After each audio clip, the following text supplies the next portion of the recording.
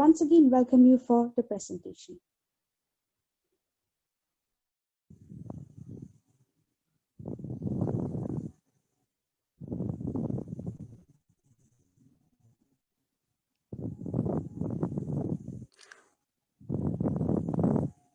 Is it visible? Hello? Yes. Yes, Mia. Okay.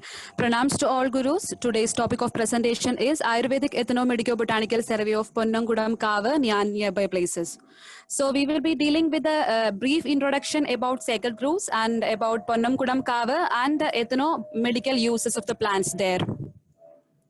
So sacred groves, or otherwise known as kava in Malayalam, are the tracts of sacred forests which have been prohibited from the human interferences on grounds of religious belief. We can say as they are a mini forest with rich biodiversity. They are the fine example of in situ conservation where the endemic plants are protected in its natural environment. Every sacred grove carries its own deities, legends, and myths. Most commonly, serpent deities are worshipped in sacred groves. This is a unique feature of Indian culture. It can be considered as the first major effort of an ancient society to recognize and conserve the biodiversity. The people were prohibited from felling trees, and even removing a twig was considered as a taboo. It is a legacy laced with the spirituality, humility, and recognition of importance of nature. So, on a rough estimate, Kerala has about 1,500 sacred groves which are distinct and unique. Every sacred grove is unique in its own in biological diversity. Most of the sacred groves represents the relics of once gregarious and abundant low-lying evergreen forest of the Western Ghats. As we all know, in Kerala, in Iringol Kava in Ernakulam, Madai Kava from Kannur, Kammattam Kava in Kasaragod are few examples of the most famous sacred groves in Kerala. So, Ponnangudam Kava is such a sacred grove situated in Tevakal, a small village of Ernakulam district, Kerala. This virgin forest is more than 2 centuries old, and this miniature sacred grove is approximately 4 acres and used to belong Ponnangudam Tharavada and is now managed by Ponnangudam Bhagavati Devaswam Trust. So it contains around 398 species under 89 families, and Poaceae family is having the richest member in that. And it contains so many endemic plants, threatened species, and critically endangered species. And the trust has built a Nakshatra Vana for the nature lovers. So this is Ponnangudam Kava, and years ago there was no temple type structure. The deities mainly Durga, Bhadrakali, Ayyappa along with the other serpent gods were worshipped. And in Keel Kava there is Vanadurga. In Keel Kava there is Vanadurga, a female deity who protects the forest, and along with that Rakteshwari, Bhuvaneshwari, Karinaga Yakshi, these are the female deities is there, and along with them Andi Mahakalan, Veerabhadran and Manikanda are the male deities. So the age-old system of every village is having a pond associated with a temple or a sacred grove. Explains the ancient method of water harvesting and sharing.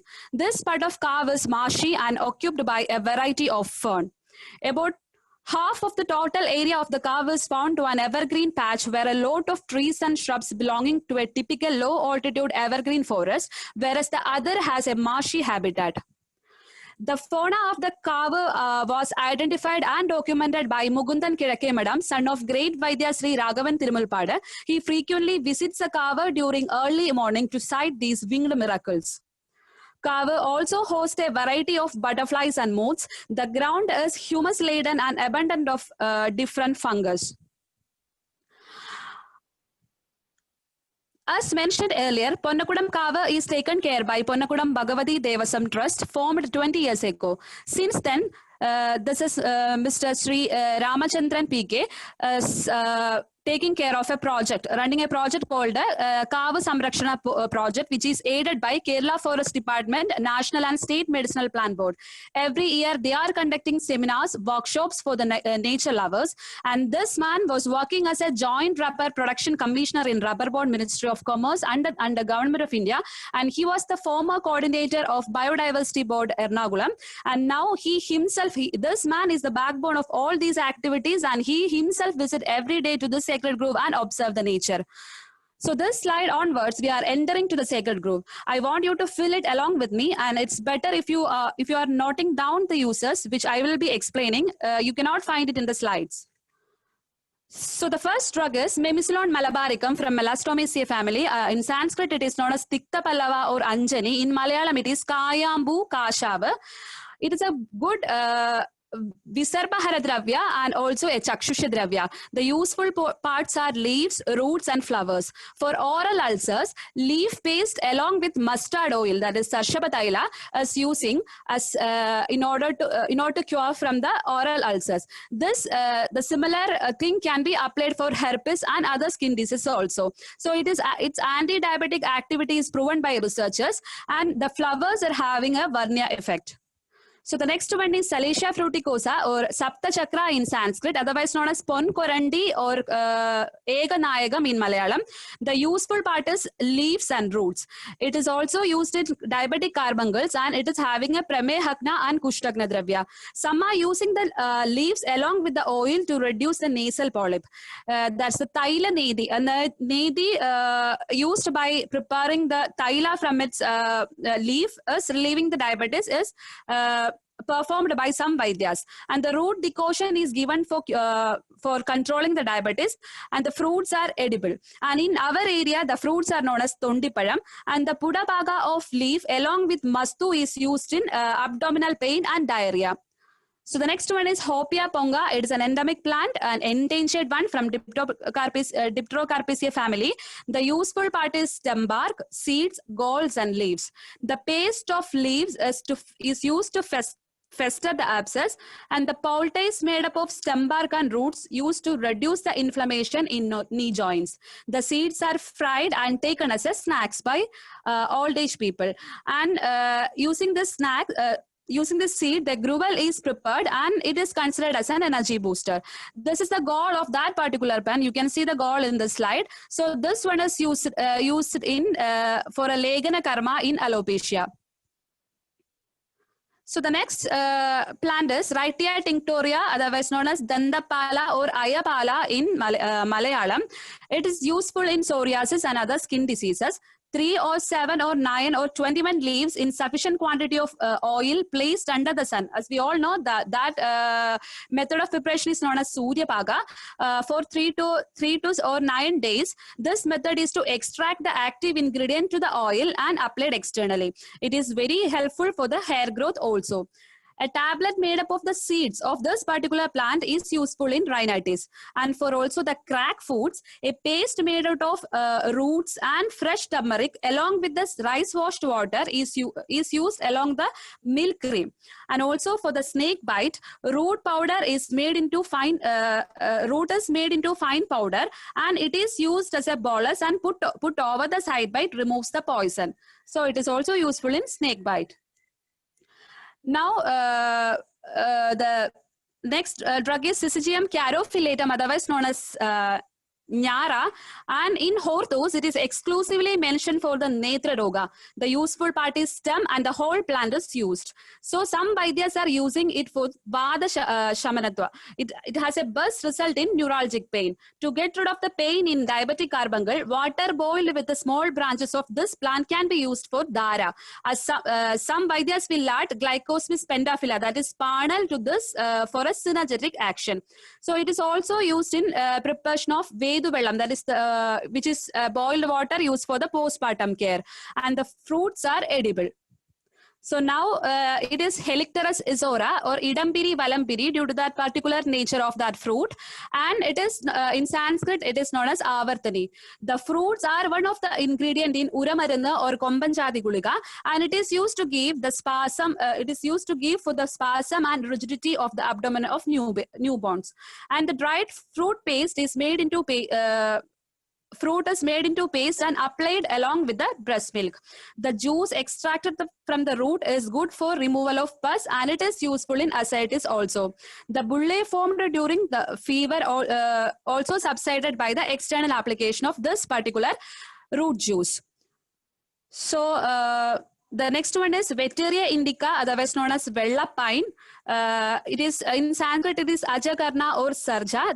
It is useful part is the exudate. It is known as Ralam in Sanskrit, and it's having a Kadu Tikta Kashaya Rasane Snigda Ushna Guna, and its Virya is again Ushna Virya and Kadu Vipaga. It is indicated in Adisara, Prameha and Kandu with a dose of 1 to 6 gram internal use as per Ayurvedic Pharmacopoeia of India. And in Hortus, it is mentioned that seed powder mixed with the hot water to strengthen the stomach, and it relieves vomiting and indigestion. The exudate along with egg white and gingerly oil is used as a good wound healer. The exudate powder is used in Guhya Rogas also. So the next one is Syzygium travancorium porial. It is a critically endangered plant.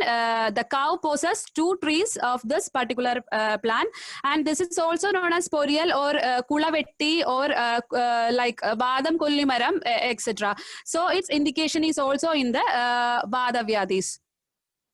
Now, Blepharistemma serratum, this is also a vulnerable plant, and it is an endangered one. It is known as Karumara chedi or Neer Kuranda in Malayalam, and it is endemic to Western Ghats, as I mentioned earlier. The leba of leaves or fruits and stem bark boiled in oil is used for curing headache, and paste of tender leaves are used for curing the skin diseases also. So the next one is Monocoria vaginalis. As we all know, this is Indivara or a source of Neelolpala, and it is known as Karin Kuvalam in Malayalam.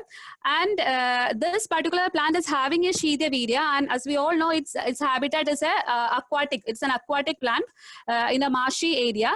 So this particular plant is considered as a highly Pittahara Dravya. Now, the next one is Glochidion silanicum or Neervetti in Malayalam. The useful part is leaf, and the fruits are like that of Withania somnifera, like Ashwagandha fruit. You can see that orange colored fruit here. This orange color fruit, and it is similar to that of Withania somnifera. And a useful part is leaf, and a leba is prepared out of leaf is useful in wound healing. So it is considered as a best wound healer. This is Uvaria narum panel or valli panel. It is known as valli shankhodaga, and this is considered as a best drug for pregnant ladies.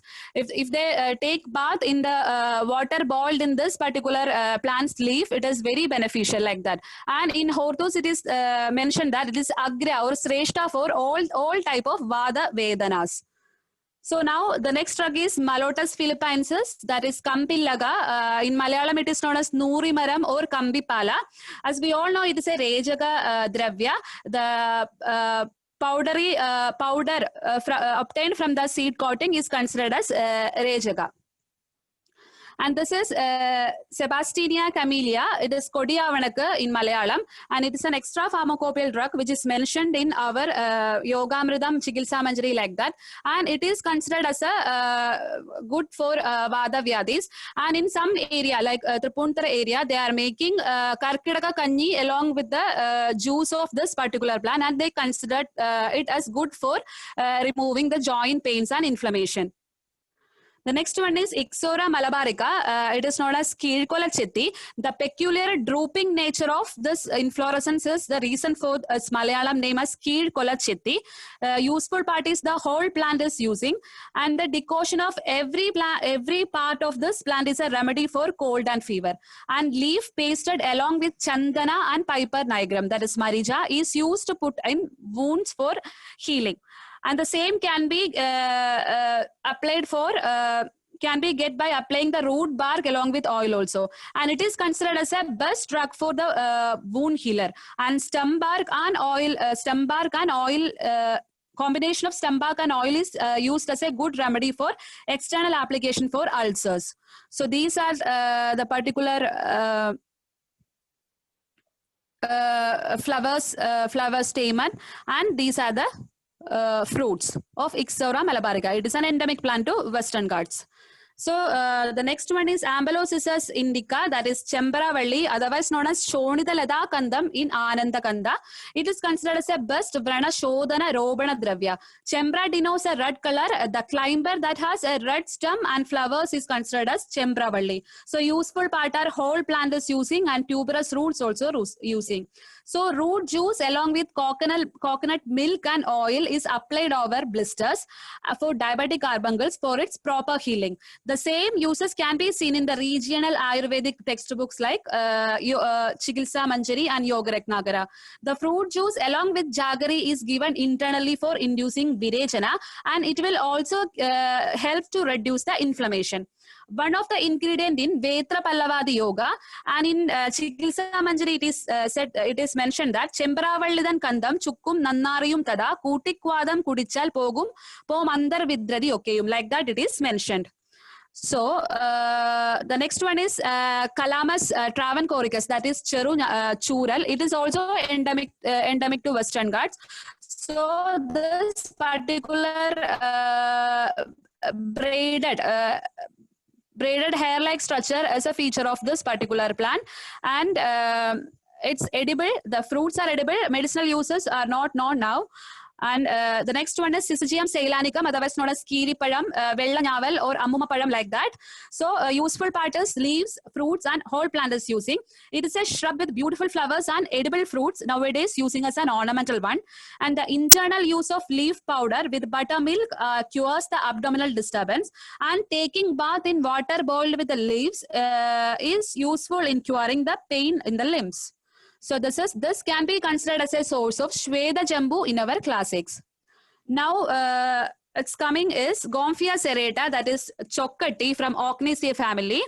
Its useful part are leaves, fruits, flowers, roots and gum. It is believed that amulet made up of root is tied over the abdomen is to pacify the abdominal pain. And the leaf powder can be sprinkled over the wounds for the proper healing. And the same can be taken internally to get cure from fever. So this particular plant is known as Gomphia serrata. So the next one is Flagellaria indica or Panambuvalli. The medicinal uses are unknown, but it is used to make mats in olden days. So the next one is Tabernae mondana alternifolia, that is Kunam Pala or Kuruttupala. This can be considered as a genuine source of Nandi Vriksha in our classics. So the useful part are root, barks and latex. The latex is used to extract the foreign material like spines or spines pierced into our feet. So the latex can be dropped over the foreign material, and it will come out. It will come out itself, like that. It is seen. And the root bark powder given with milk is good for arresting from rectadisara. And paste of root bark along with water is externally applied for burns also. So the locally we people are using the latex for to remove the corns. So this is known as Kunampala or Kuruttupala. Now this is Conimorpha fragrans or Perunkurumba. This one is a major climber in the Ponnangudam Kava, and it is having a very fragrant big flowers. And this particular drug is known as Murva in our classics. So it is a ingredient in Varanadigana Kashaya. Now this is Pyrosia heterophylla or Seedatali. In Hortus it is known as Maratte Mala Maravada, and it is considered as good for gum disorders and teeth disorders. And one of the Vaidya said, it is from Dr. Williams from Pala. He has shared his clinical experience on this particular plant, that he has been using this along with Shundi Chorna in case of leukoplia of teeth. And he says that he's having a result that the plaques are fading out, like that he's getting the results. So this particular plant is known as Pyrosia heterophylla, which is mentioned in Hortus malabaricus for teeth strengthening, and the same is experienced by our clinicians also. So the next one is Chesselia curviflora of Eucylotes. It is known as Scar tamalpuri. So this is a adulterant of Serpagandha, but actually I think this is more powerful than Serpagandha. The roots are is useful as an antidote for snake poison. If we dig up the soil and take out the root, if we just look a close up view to that root, it looks similar to that of a snake. So in literature, it is written that it is a best antidote for the snake bite. And there is a belief that the one who keeps a piece of root in his pocket, he won't get bitten by the snakes. It's a belief written in Hortus Malabaricus. And the leaf boiled water or decoction used to cure abdominal pain. So this one is known as Chesselia curviflora. So the next one is Limnophilia aromatica or manga nari. The manga nari, that it smells like mango. The leaves, when we crushed with our finger and if we smells it, it smells like mango. So that's why the name manga nari. So this particular drug, it's a herb of Ponnangudam Kava, and this is considered as one of the source of Gandhira. So in Tripunthura Ayurveda College, some scholars are preparing Gandhira Rasayana using this particular drug used to give for the cancer patient for the palliative care. So now this is a insectivorous plant in Ponnangudam Kava. There is Drosera indica, otherwise known as Adukanni or tea oak, like that. So it is a under herb in the fields of Ponnangudam Kava and seen mainly during September and October months. So this particular plant is considered as a Rasayana in Ayurveda. Now this is Antidesma menasu or Ashari Puli or Nolitali, and this particular drug is having it is used to that root decoction is used to wash the bite site of snake, that is Recta Mandali. If Recta Mandali bites someone, they used to wash that area with this particular drugs root decoction. And also in earlier days, they were extracted fibers from this and used to make clothes. Now this is an Aphanamyces polystachya, or it is considered as a source drug of Rohitaka. As we all know, it is Chemmaram. So it is good for splenic disorders. This is again one of a major climber in Ponnangudam Kava, that is Tetracara akara or akan. The leaves are boiled along with the gruel water and applied over to wash the wounds. So it is considered as a good wound healer. This is Tetracara akara. Now, the most old man in the sacred grove is Neetam Ula, that is or Odal or Karutodal or Odaballi. So it is having around 250 years age old, and this particular one is flowering now. In Ponnangudam Kava, it is flowering, and we can see the cones in this particular tree. The seed oil is using as a good remedy for arthritic condition, and also the seed oil is used to illuminate the lights in olden days. So this poster in Kava remains about the conservation of sacred groves because the major threats to the existence of sacred grove in Kerala and disappearance of all is the disappearance of all joint family system and partition of family properties along with the changing socio-economic scenario. In most of the cases, the Kava and surrounding areas will be handed over to generation where who has no faith or less faith in keeping the integrity of Kava. In such instance, either the Kava will be totally denied or sometimes only the deity will be retained and big trees and associated will be totally converted for other purpose. So in some cases, symbolic representation of the grove is allowed to remain by preserving the oldest and largest tree in the grove. So why we have to conserve this type of sacred grove? Because it is a valuable gene pool. As I elaborated earlier, it's a valuable gene pool, and it's a storehouse of ethno-medicinal plant. And it helps in soil and water harvesting, and it is a natural ecosystem for insects, birds, and animals. And also the enrichment of soil is taking place by the humus and the litter. So it is so the role of sacred groves in maintenance of biodiversity is doubtfully it is significant. So I am thankful to Sri Ramachandran PK for his field assistance, and Dr. Williams from Pranamaya Ayurvedic Center, Ayurvedic Marma and Yoga Center, Kodumpidi, Pala, for sharing his clinical experiences. And also I am very much thankful to Dr. Ajayan Sadanandan sir for selecting me for presenting a paper for this international seminar, and all the organizers